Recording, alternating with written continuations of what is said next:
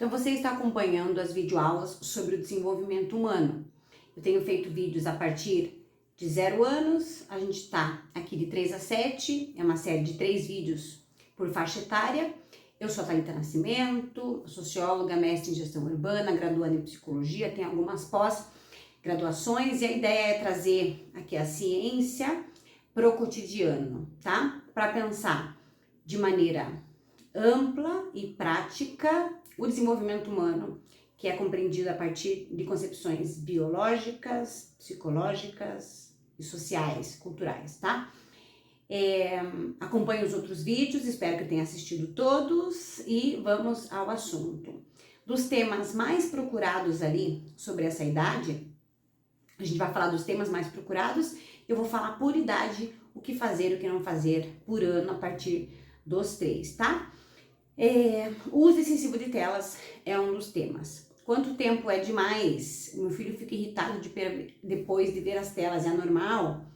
A ideia, gente, é recomendado 1 hora por dia, entre 2 a 5 anos, sempre com supervisão. A gente tem que levar muito a sério. Lembra, lá desde bebezinho, a criança é uma esponja?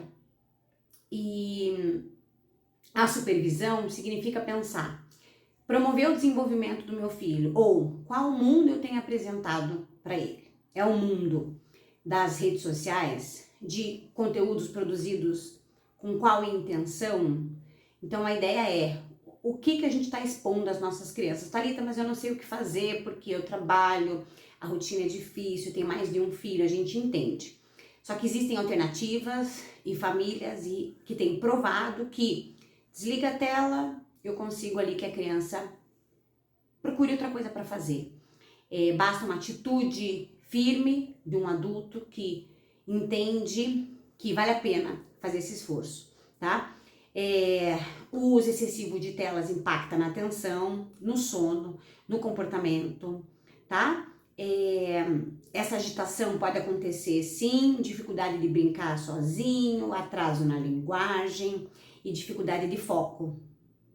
Mais importante, aquilo que eu comentei, foi a qualidade do conteúdo e a importância de interagir, que são fatores interessantes para minimizar. Em breve você vai acompanhar no Hotmart o curso sobre como os pais podem, na prática, monitorar os perfis, né, das redes e dos streaming que os seus filhos, né, e crianças que são cuidadas por eles têm. Crise de birra e regulação emocional. Meu filho tem muita birra. Ele é mimado? Gente, a birra é uma manifestação natural de alguém que está aprendendo a regular suas emoções. Adulto também faz birra. Então, a gente faz birra. Tem gente que fecha a cara, tem gente que vira e vai embora, tem gente que bate a porta. Quando a gente não aprendeu o que fazer com aquele sentimento, tá? Então, tem que sempre lembrar que o adulto, o cuidador, é aquele que vai mostrar o caminho. Tem um comportamento que a criança está fazendo que eu reprovo, tá? E que eu percebo que não é adequado. Qual é o caminho que eu vou ofertar para essa criança? Então, a criança tem o cérebro que ainda não é maduro para se acalmar sozinha e o adulto precisa ter empatia e nomear os sentimentos acolhendo. Eu sei que você se sente assim, mas eu preciso que você faça isso e saiba que isso aqui eu não vou aceitar que você faça. Isso é acolher, porque às vezes o adulto grita, o adulto reprova, mas não dá o caminho que a criança precisa para poder não repetir aquela situação, tá? O grito, né, pensa como adulto, né?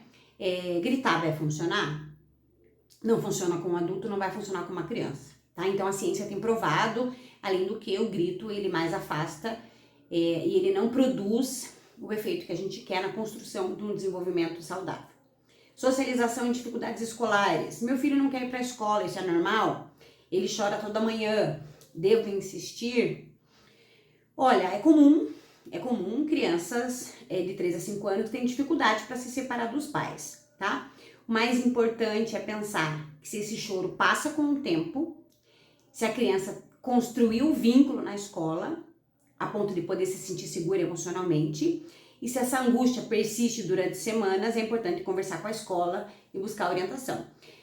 E precisa, gente, sempre que os adultos mostrem segurança, tá? Então você vai para a escola. Ah, mas eu não quero, sim, mas você precisa ir para a escola. Então tem que ter um adulto firme ali que mostre para a criança que aquilo vai ser daquele jeito. Para a criança se sentir segura de que aquele é o único caminho, né? Então, não estou dizendo que é a culpa do pai e da mãe quando a criança tem essas crises, mas é interessante pensar que, quando a gente vai falar de análise funcional de comportamento, que o comportamento ele tem uma função, tá? Então ali, essa função do meu comportamento, a criança chorando, ela tá querendo dizer o quê, tá? Então pode ser normal, mas precisa ser acompanhado se segue por muito tempo, tá? Os pais precisam estar atentos ali para ver se a criança não vai para a escola, ela vai para casa e faz o quê? Né? Vai ficar no celular? Vai ficar na frente da televisão? Né? Quais são as trocas que são feitas quando uma coisa ou outra não acontece? Então, é interessante você mapear esse comportamento da criança e pensar naquilo que eu falei com a função do comportamento, se esse comportamento tem uma função ou não. É um tema que merece ser aprofundado em outros vídeos. Laudos e diagnósticos é um outro tema também. Muita gente procurando, né? Comportamentos, uma lista de comportamentos, uma lista de internet. A gente não pode minimizar que a gente tem muito mais conhecimento hoje, mas o problema nem sempre é o critério ou a interdisciplinaridade que precisa ser feita, tá? O ideal é que essas ferramentas sejam utilizadas com cuidado e respeitando a singularidade de cada criança. E tem que pensar assim, qual é a função de um laudo, né? Então, o que a gente quer? Qual é a função de eu me autoconhecer? Qual é a função de eu saber que eu tenho mais rigidez ou menos rigidez cognitiva, né? Gente, a função sempre é a qualidade das relações e que cada um possa respeitar a si mesmo e saber quais caminhos. Então, a ideia é pensar, né, quais atitudes eu devo ou não tomar, ou como que eu posso proporcionar um desenvolvimento humano que considere a especificidade daquela criança. Então, a gente podia dizer, os estudos estão mostrando que daqui a 20 anos a gente vai conseguir saber mais ou menos como que cada indivíduo funciona, né? E a ideia é que a gente consiga trazer esses caminhos, mas tem que cuidar com essa busca por laudos, esse autodiagnóstico, entendendo ali que a gente vive numa sociedade que tem super estímulo, né? Então a gente tem estudos que estão indicando o impacto do excesso do uso de telas, por exemplo, na falta de foco das crianças, crianças sem rotina, crianças que não se alimentam direito, não dormem direito, não têm rotina, vão ter mais dificuldade de ter foco. Então, às vezes, a gente procura uma culpa, sendo que, na realidade, a gente precisa organizar a rotina dessa criança. Então, mais do que querer ou não, né, pode ser que há, sim, uma diferença fisiológica ali no mecanismo de funcionamento neurológico da criança, mas é importante a gente pensar que o laudo, ele é mais o que? Um caminho que eu quero seguir, vai me dar um caminho. Então, a gente está interessado no caminho, tá? O desenvolvimento não é uma linha reta, que funciona para todo mundo, e muitos comportamentos que a gente pode dizer que é um sintoma, às vezes é um traço da infância, que quer brincar, que quer correr, e de uma sociedade que não quer que a criança corra, que não quer que a criança se machuque, que não quer que a criança grite, que não quer que a criança extravase, e que quer uma rotina exaustiva, que você tem 6 aulas, você faz isso, isso e aquilo, e você tem que receber comandos e aceitar todos eles, sem uma escuta, entende? Só de falar a gente já cansa. Então, muitas vezes é só uma criança sendo criança. Claro, a gente não pode minimizar essa importância de identificar o comportamento, aquilo que foge, e o cuidador ele tem essa atenção de pensar no prejuízo que a criança pode estar tendo, mas pensar sempre na rotina que eu quero e no comportamento, como que eu posso ajudar essa criança, seja ela com a especificidade que tenha, tá? Função da escola, dos 3 aos 7 anos. Gente, é uma criança, tá? A criança está sendo apresentada ao mundo. A gente não prepara a criança para o vestibular ali com 3 anos, né? E nem nas outras séries, né? Eu tenho experiência de chão de escola por mais de 15 anos e a escola é muito mais do que um lugar de depositar conhecimento. Então a escola tem um papel muito além do conteúdo acadêmico que a gente fala, é espaço de convivência, é espaço de aprendizado, é espaço de espera, de negociação, de criatividade e também é onde a criança começa a perceber as regras. Então, quando essa criança chega em casa, escute a criança. Como que ela vai narrar a relação entre os amigos, como que ela vai narrar a resolução de conflitos entre ela e as crianças, como que ela vai descrever o comportamento dos professores, como que ela vai dar nome, porque ela está aprendendo. E o cuidador, ele também vai dando significado para aquilo que a criança vai trazendo. Então tem que cuidar muito com aquilo que a gente fala, porque a gente às vezes reforça um comportamento da criança sem pensar que a gente está dizendo que ela vai ter que continuar fazendo isso, né? Então, tem um amiguinho que empurra. Tem que ter muita sabedoria para responder, né? Tem uma amiguinha que está sempre isolada, uma amiguinha que morde, né? Então, o que o pai vai dizer sobre o que eu tenho que fazer? Eu posso estar ensinando o meu filho a sempre relevar e ficar talvez até vulnerável dentro das relações, como eu posso estar ensinando meu filho a ser bruto e intransigente sempre, né? Então, é importante ter esse cuidado na hora de responder o que a criança deve ou não fazer nas situações. Pensando que a gente está ensinando a criança como responder à vida, tá? Então, ali, ó, tem que perceber que a escola tem que ser observada por outros pontos de vista, né? Tem que respeitar o tempo da infância, proteger contra a adultização precoce, valorizar o brincar e também ter uma escola que esteja em diálogo com a família, tá? Porque ali, mais do que nota, gente, a gente tá falando de comportamento, de emoções, né? De uma criança que tá aprendendo a viver a partir dos olhos dos outros, seja um professor, seja um funcionário de escola, seja um funcionário que traz a comida, né? Então, a criança está aprendendo nessa relação com o mundo, tá? Dados estatísticos interessantes que eu trouxe aqui para nós. As crianças, mais de 90% já das crianças brasileiras estão na escola. E as crianças indo cada vez mais cedo, né? Tem uma oferta, mas a gente ainda tem uma qualidade díspare, né? Tem escolas com bibliotecas, né? Mas ainda assim a gente não tem um número tão grande de crianças que têm acesso a livros semanalmente. Então, às vezes, é um adulto que quer que a criança se desenvolva e que aprenda a ler, que goste de estudar, mas é importante que isso seja um hábito dentro de casa. Os estudos mostram ali que a criança que gosta de ler é uma criança que vê os pais lendo. É uma criança que escuta as historinhas, é uma criança ali que é ouvida pela família, é uma criança que recebe esse estímulo. Então, não é só a escola que ensina. Pelo contrário, né?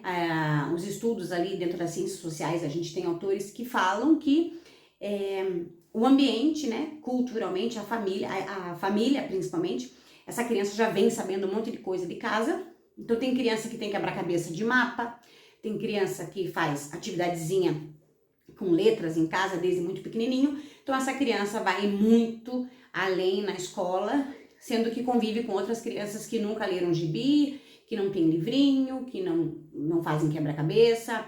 Então, você entende que a gente está falando que o desenvolvimento não é só na escola. A família também participa e a gente tem cada vez mais essa disparidade e não é com relação à renda não só. Tem famílias que têm boas condições e que não sentam para brincar com a criança, não escutam a criança, não leem para a criança, e tem famílias que são mais vulneráveis e que levam a criança, buscam um livro nos faróis do saber, nas bibliotecas públicas, né? E tem esse acesso, tá? E a Unicef tem alertado que, em média, 50% ou mais dos laudos de TDAH e TEA no Brasil são realizados sem equipe multidisciplinar, né? Então, a gente precisa que um diagnóstico seja, de fato, feito de maneira como preconiza ali os estudos, né? E claro, né, a gente tem que pensar sempre na redução de danos dessa criança, né? Então, se uma criança está em sofrimento, se a gente percebe algum tipo de prejuízo, às vezes não importa o nome que a gente vai dar para aquilo que a gente está observando, o que importa mesmo é o que a gente vai ter como estratégia para que essa criança, para que esse contexto, né? Então, às vezes, aquilo que eu falei, a família está se separando, mudou de casa, a criança não tem rotina, entende? Então, às vezes é fácil eu ir lá e colocar um laudo na criança, quando na verdade o que a criança está precisando, pode ser sim que ela apresente uma falta de atenção, pode ser sim que ela apresente ali uma falta de paciência com os colegas, que ela seja mais reativa, mas a gente precisa entender que esse contexto precisa respeitar essa criança, né? Então, apesar da separação, apesar das crises, a gente pode e deve promover uma rotina que seja saudável para essa criança, tá? E isso funcionaria mais do que eu garantir que tem um papel dizendo que a minha criança não tem foco, né? Mas eu, enquanto cuidador, o que eu posso fazer para que essa criança, seja ela neurotípica ou não, ela possa ter o desenvolvimento adequado. E a ciência prova que a rotina, para qualquer ser humano, né, ela promove ali mais conforto, mais tranquilidade, a criança sabe o que vai acontecer, né, então a criança consegue se desenvolver melhor. O que fazer, o que evitar por idade? 3 anos. O que fazer? Nomear sentimentos, estimular rotinas, promover brincadeiras com movimento, desenvolvimento motor, evitar cobrar autocontrole excessivo, né, gente? A criança ainda não internaliza regras. E não interromper explorações motoras com punições, né? Então, muitos vídeos aí circulam na internet dizendo que quando a gente quer falar com a criança, a gente vai pausar uma brincadeira, a gente pode fazer isso com respeito, assim como a gente faz com um adulto, né? Então, daqui a 5 minutinhos a gente vai sair, eu posso falar lá pro meu marido. Eu não vou lá e pego ele pela mão e arrasto ele pra porta, né? Então, a gente avisa a criança, a mãe vai vir daqui, a criança pode não ter noção de tempo, mas ela vai construindo essa relação. Daqui a mamãe, daqui a 5 minutos você para essa brincadeira que a gente vai almoçar. Então a criança se sente respeitada, se sente avisada, né? 4 anos, o que fazer? Incentivar brincadeiras de faz de conta, estimular empatia com histórias, o que evitar? Ridicularizar medos e comparar com outras crianças. Né? Não é na pressão, não é na cobrança que a gente se desenvolve. A gente se desenvolve com acolhimento, com alguém ali segurando na nossa mão e dizendo, vamos por aqui. Eu tô te escutando, eu tô junto com você. 5 anos, o que fazer? Introduzir pequenas responsabilidades e validar emoções. Gente, pra gente ser um adulto autônomo, confiante, a gente tem que ter conseguido fazer aquilo que foi pedido para que a gente fizesse, né? E isso é treinado, tá? Tem que dar um pouco de autonomia. O que evitar? Castigos humilhantes para qualquer pessoa, tá? Assim como eu não humilho a minha irmã na frente da minha família, assim como eu não humilho o meu marido, assim como eu não humilho nenhum colega de trabalho, por que a gente vai humilhar, né? Chega a ser desleal pensar, mas a gente não pensa nisso na prática. Castigos humilhantes e recompensar tudo com presentes. Quero fazer um vídeo só sobre análise funcional de comportamento. Gente, o comportamento tem uma função. Então, ali, toda vez que eu faço isso, isso acontece. Toda vez que eu faço isso, como um botão, né? Tem que cuidar com as recompensas, porque responsabilidade é responsabilidade. Eu não faço as coisas porque serei recompensada, tá? Tem coisas que a gente tem que fazer porque tem que fazer. 6 anos. O que fazer? Trabalhar noções de justiça e regras, incentivar a autonomia na rotina. O que evitar? Adultizar com excesso de tarefas, porque eles conseguem fazer e eles gostam, então é perigoso a gente empurrar tudo. E forçar a alfabetização precoce, tá? Cuidado. Dá vontade, né? Porque eles se empolgam, a gente se empolga, dá vontade de dar uma empurrada, mas neurologicamente está construindo, a criança vai construindo uma confiança, né? E é um processo.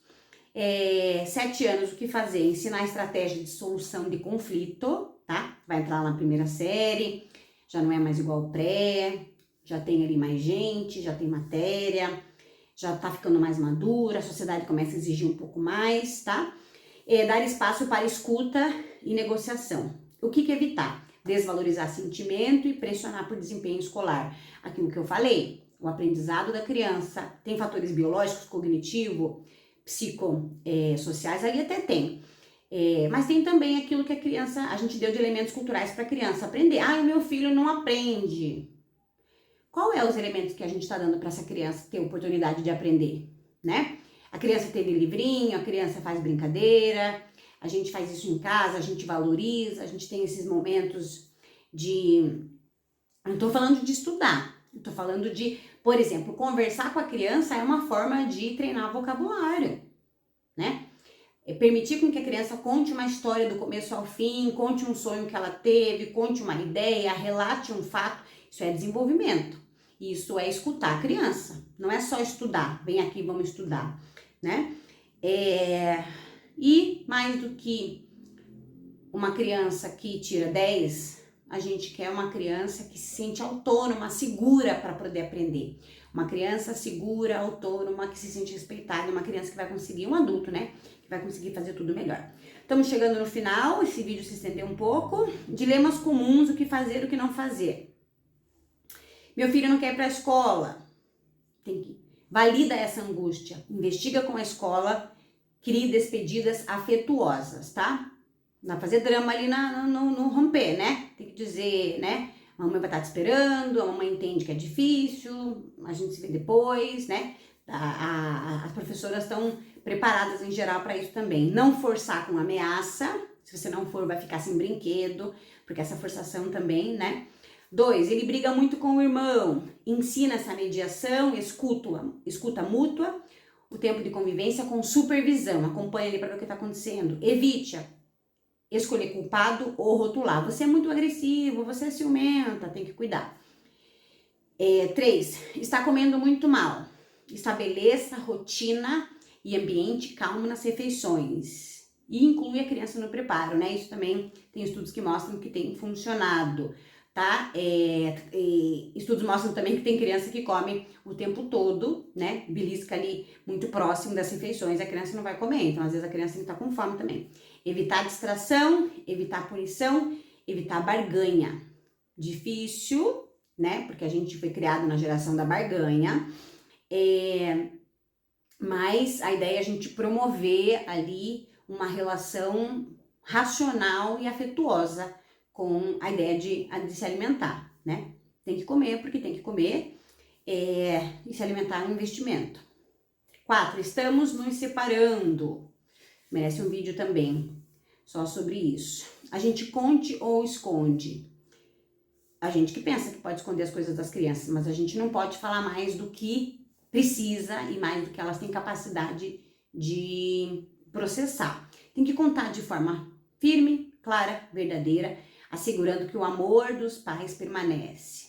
Evitar briga na frente da criança ou fazer a criança escolher lado. Muito difícil, porque na separação os adultos também estão vulneráveis, então casais que se separam têm que procurar ajuda, né, terapêutica, quando tem filhos, ou garantir um momento diário de escrita, de relato, para não comprometer ali, não transferir isso para essa criança, né, porque o lado mais fraco precisa ser protegido e cabe aos adultos fazer esse processo, porque nada justifica a gente jogar nada para cima de quem não tem